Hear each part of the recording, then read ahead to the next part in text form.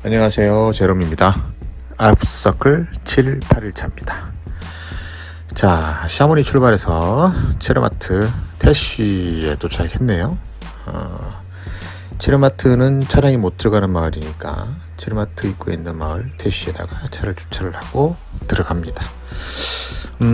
체르마트라는 마을에서 숙박하는 이유는 이렇게 마트호른을 보기 위한 거죠. 고른드그라트에 올라가서 마트호른을 보고 내려와서 잤는데 다음날 아침에 너무너무 운 좋게도 이렇게 골든호른이라고 합니다.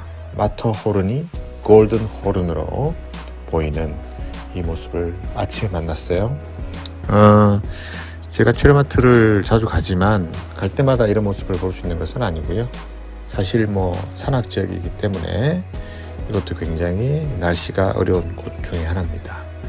그래서 우리 알프스 서클 여행을 하다 보면 그 날씨에 축복을 받으신 가족들이 있고 가끔 아주 날씨가 조금 힘든 그런 여행을 하는 가족들이 가끔 있습니다. 하지만 자연 여행이라는 것이 항상 좋은 날씨를 보장하는 것은 아니기 때문에 날씨에 너무 이렇게 흔들리시면 여행 자체가 아주 힘들어집니다. 하지만 자연은 어떤 날씨에도 보여주는 다양한 얼굴들이 있어요. 그 다양한 얼굴에 다른 모습을 보는 것에 굉장히 행복한 느낌을 가지면 날씨에 그렇게 구애받지 않는 자연여행을 하실 수 있습니다. 영상 빨리 돌아갑니다. 샤모니에서 체르마트 왔다가 체르마트를 보고 가는 부분은 이렇게 빨리 돌렸어요. 왜냐하면 체르마트는 저희가 따로 소개한 영상들도 많이 있고 고른드그라트, 순회가 따로 영상들을 보는 부분들이 많이 있기 때문에 알프스 서클 여행의 7일차 일정으로 봤던 샤모니 출발해서 체르마트 입구에는 이 마을이죠. 지금 태쉬라는 마을인데 이 태쉬라는 마을에 차량을 주차해 놓고 셔틀 기차를 타고 체르마트 들어가서 체르마트에서 하룻밤 자고 자는 동안에 고른드그라트 순회가 체르마트 시내에 이렇게 행복한 시간들을 보낼 수 있는 일정이 저희 알프스 서클의 7일차 일정이 되고요. 지금 이 보시는 모습은 8일차 아침에 체르마트에서 나와서 셔틀 기차 역시 이제 차량이 있는 태쉬로 나와야 되니까 셔틀 기차를 타고 나와서 출발하는 모습입니다. 태쉬라는 마을 자체가 이렇게 큰 주차장이죠. 체르마트라는 마을을 들어가기 위한 큰 주차장, 그리고 이런 패키지 투어, 버스 타고는 패키지 투어들이 체르마트 안에 호텔이 너무 비싸요. 너무 비싸고 체르마트 안에 호텔들의 사이즈들이 이렇게 크지 않기 때문에 방 20개씩, 15개, 20개씩 이렇게 한 그룹에 제공해 주는 호텔들이 거의 없죠. 왜냐하면 호텔 입장에서는 단체를 받는 것보다는 프라이빗한 개인 손님들을 받는 게 더 좋으니까. 그러다 보니까 체르마트를 찾는 패키지 투어 버스들은 일단 기본적으로 호텔이 비싸기 때문에 체르마트 들어가서 숙박하는 게 힘들고요.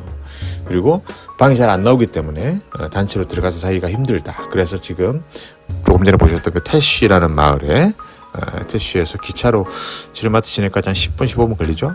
그 마을에 숙박을 하고 여행을 하는 그런 모습입니다. 태쉬라는 마을에서 이제 차량을 찾아서 쭉 출발해가지고요. 일단은 마트호른 체르마트 골짜기, 사스피까지 포함되어 있는 골짜기를 빠져나오죠.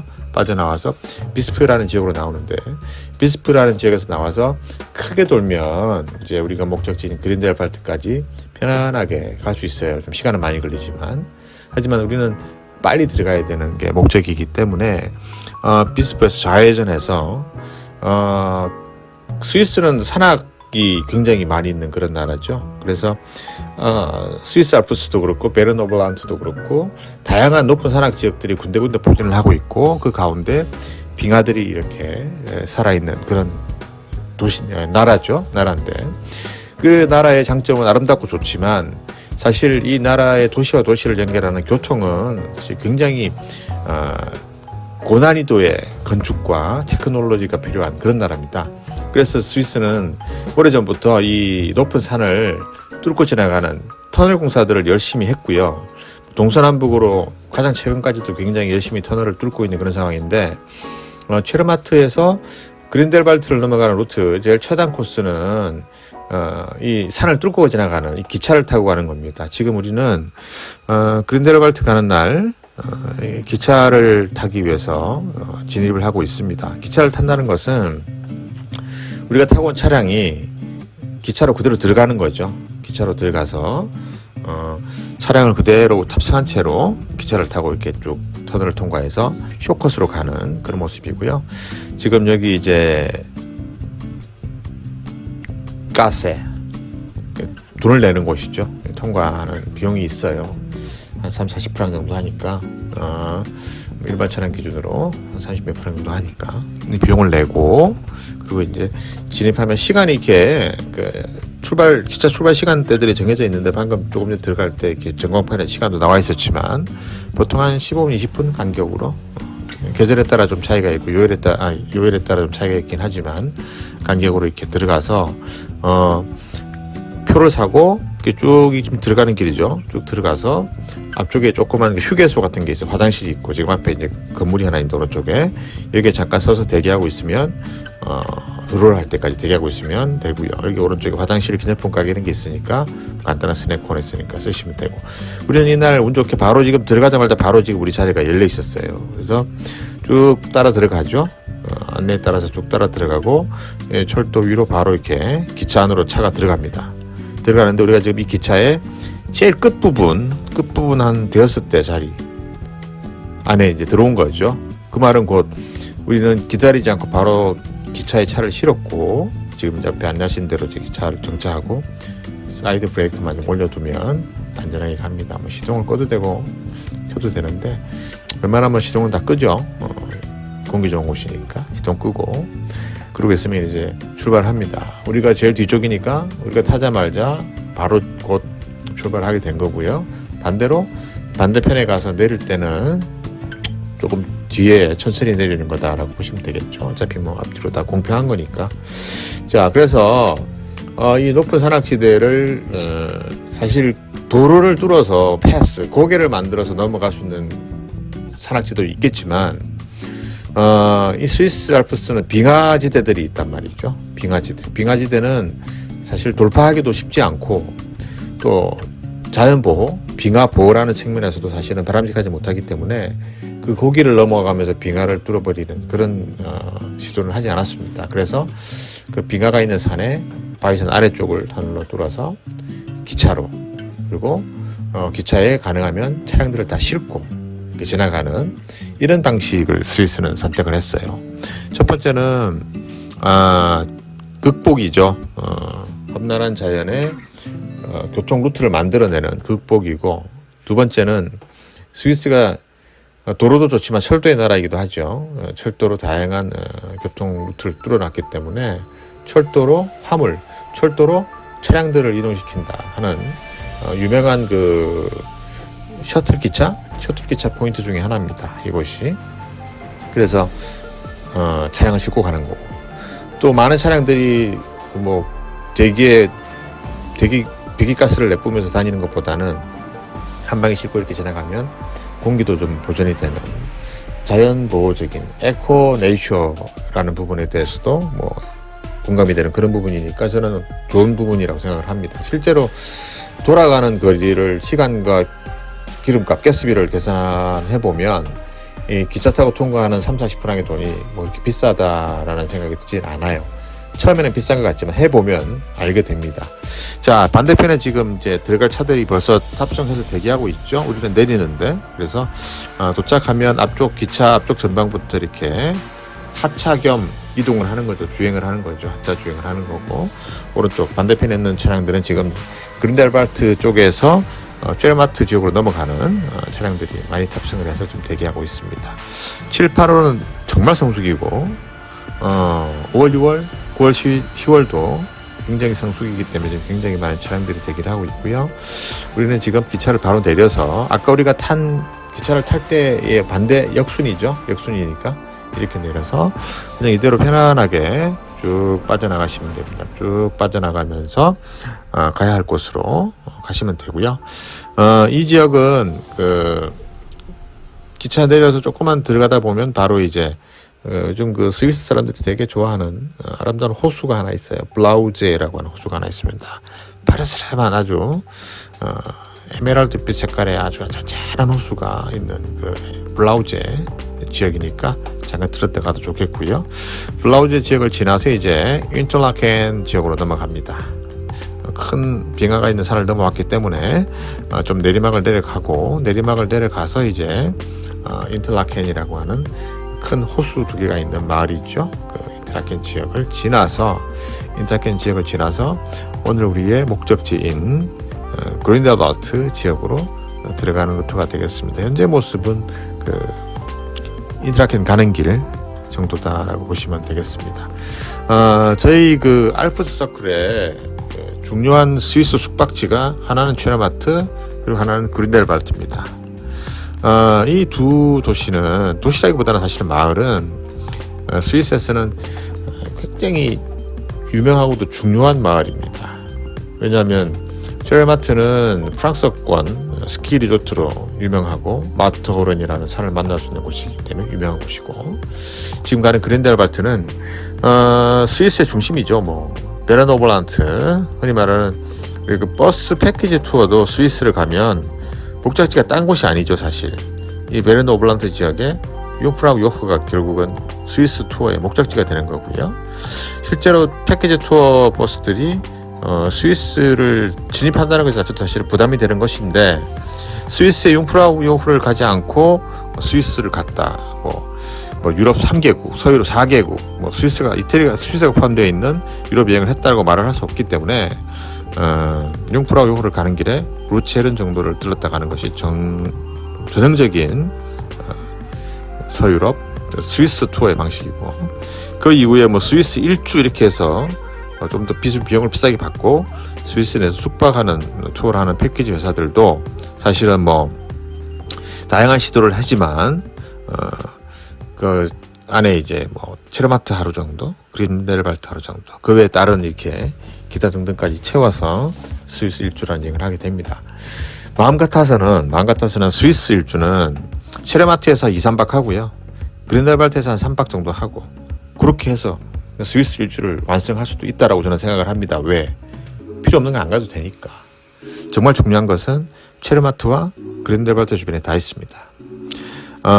우리 알프스 서클이 스위스에서 이 두 마을의 숙박을 고집하는 이유가 바로 그거고요. 이 두 마을의 숙박이 굉장히 비싸고 방도 빨리 솔드아웃되고 그렇습니다. 그렇지만 우리의 알프스 서클 여행의 스위스 구간의 가장 큰 가치가 바로 체르마트 숙박, 그린델발트 숙박이기 때문에 우리는 그 모든 것을 지키기 위해서 항상 서둘러 예약을 하고, 비싸더라도 꼭 예약을 해서 들어가서 그린델발트 숙박을 합니다.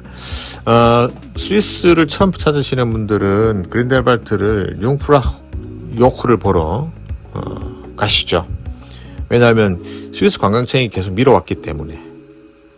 왜냐하면 예전 터널을 처음 뚫어서 기찻길을 만들 때부터 이 스위스 사람들의 목표는 우리가 먹고 살 새로운 블루오션을 만드는 거였어요. 그 블루오션이 뭐였냐면, 저 척박한 땅, 눈 덮여 있는 차가운 땅이 우리에게 돈을 벌어줄 수 있을 것이다. 그것은 뭐냐?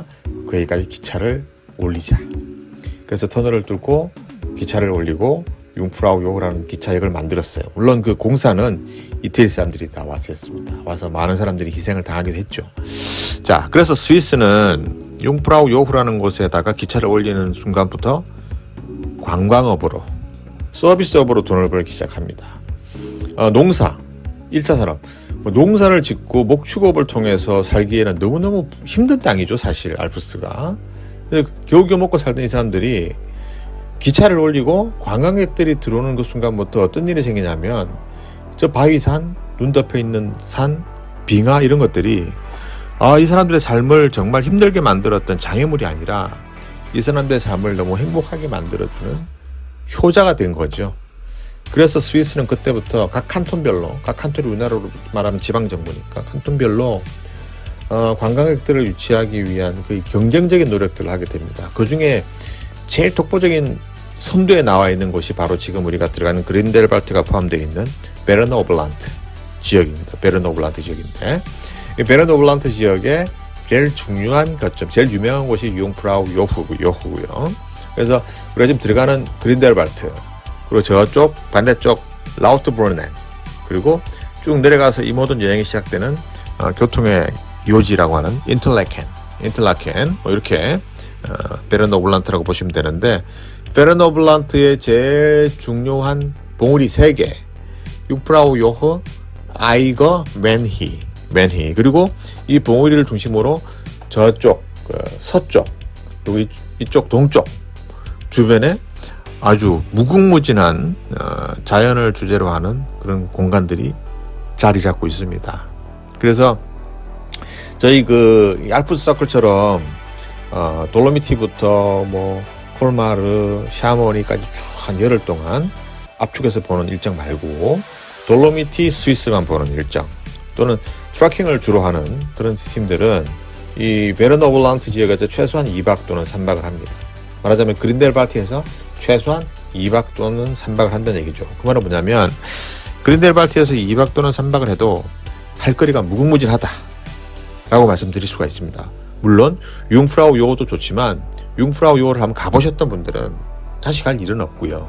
그죠? 다시 갈 일은 없고, 융프라우 요호가 아니다 하더라도 내가 그 높은 고도의 산악 봉우리까지 그 비싼 기차 요금을 내고 올라갈 필요가 없다. 내가 스위스 사람이면 융프라우 요호를 매년 올라가지 않을 거 아니에요. 한번 갔으면 안 가지. 그럼 어디를 가겠어요? 스위스 사람들은 트레킹을 합니다. 트레킹을 하는데 그린델발트 주변에 스위스 사는 로컬 사람들이 좋아하는 트레킹 코스만 수십 개가 넘어요. 그 중에 탑10이라고 할 수 있는 트레킹 코스 중에 한 2-3개 정도만, 좀 한 5개 정도만 걸어봐도 저는 스위스 베르노블란트를 들어가서 숙박하는 이유가 충분히 의미가 있다라고 봅니다. 그래서 저희는 이제 이 8일차 일정에 그린델발트 들어가서 그린델발트 숙박할 때 다양한 옵션을 드리죠. 처음 오신 분들은 부지런히 다니면서 융프라우 요호를 갔다 올 수도 있고, 그다음에 이제 융프라우 갔다 오신 분들은 피레스트 바흐 알프제, 그리고 아니신 분들은 이 반대편 아이거 쪽으로 올라가는 아이거 트레일, 멜리엔 트레일, 파노라마 트레일, 그리고 저 뒤쪽 뱅겐까지 넘어가는 트레일, 말 그대로 그 알프스 자락을 쭉쭉 편안하게 걸어다니는, 마치 하이디의 마을을 보면서 걸어다니는 그런 트레킹들이 가능한 곳이 그린델발트 이 지역입니다. 지금 이날은 비가 살짝 뿌리는 날이었지만 일단은 그 아이거 멜리엔 쪽에 간단한 트레킹을 하기로 맘먹었습니다. 왜냐하면 이런 날 융프라우 요호 가면 아무것도 안 보이는 날이니까요. 그래서 융프라우 요호 고도는 힘든 날, 좀 고도가 낮은 지역을 가기 위해서 그린델발트 새로 생긴 그린델발트 터미널에 도착을 해서 그린델발트 터미널에 차량을 주차를 하고, 제일 먼저 그냥 그린델발트 인근의 알프스 트레킹을 하는 걸로 이렇게 마음을 먹었습니다. 날씨가 그런 상황이었기 때문에. 그래서 최근에 그 코로나가 난리를 치기 전에 이 그린델발트 지역은 새로운 그 곤돌라 시스템을 하나 건설을 했어요. 그 곤돌라 시스템이 바로 아이거 익스프레스라고 하는 건데, 옛날에는 융프라우로 올라갈 때 인툴라켄 출발해서 그 기차로 그린델발트에서 와서 산악 열차로 클라이네 샤이덱에서 다시 아이거 글래치얼 지나서 융프라우 요흐에서 내려와서 다시 클라이네 샤이덱에서 라우트브룬에서 인틀라켄 뭐 이렇게 루트를 잡았는데, 사실은 이 기차가 편안하긴 하고 안전하긴 하고 시간은 잘 지키지만 느려요. 그 스위스 여행을 하는 사람들이 항상 스위스는 기차 여행이다 그러는데 저는 아니라고 봅니다. 스위스 기차 여행은 시간을 버리는 여행이에요. 왜냐? 너무너무 느리니까 갈아타고 기다리고 맞추고 하루에 기차 타다가 하루 다 보내버려요. 그래서 애들이 만든 게 지금 방금 보신 아이거 익스프레스라고 하는 케이블카죠.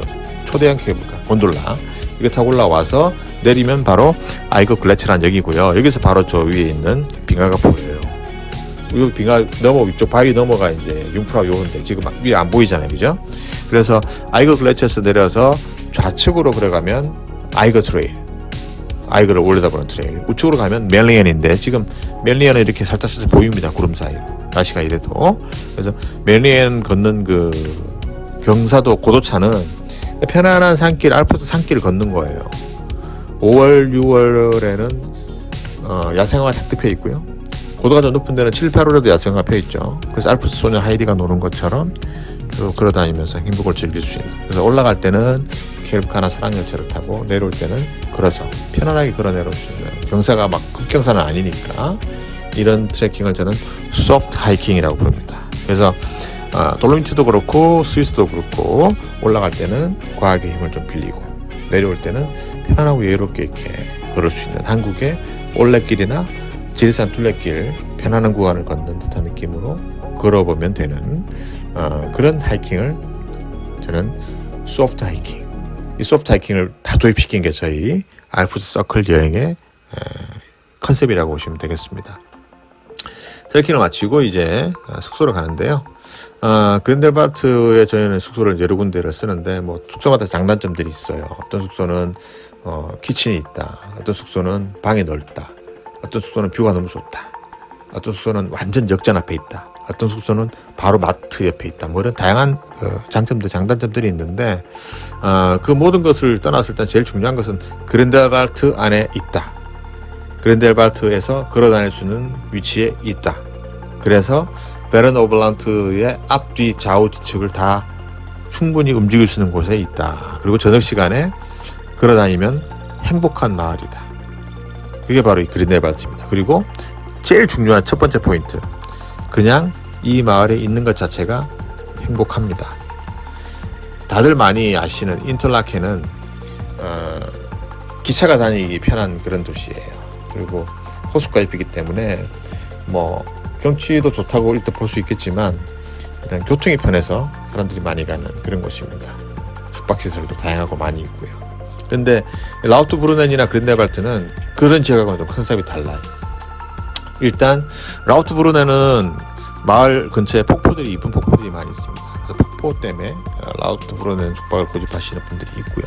뭐 그 근처에 이제 쉴토른이나 뭐 올라갈 수 있는 마을들이 있기 때문에 거점으로 삼는 분들이 계시고, 근데 저는 이제 그린델발트를 거점으로 삼는 걸 제일 좋아합니다. 왜냐하면 그린델발트는 그냥 그 마을에 있는 것 자체가 행복이에요. 왜냐? 눈을 떠보면, 창문을 열어보면, 조금 걸어보면 내가 이런 마을에 있는 것 자체가 너무 신기하니까.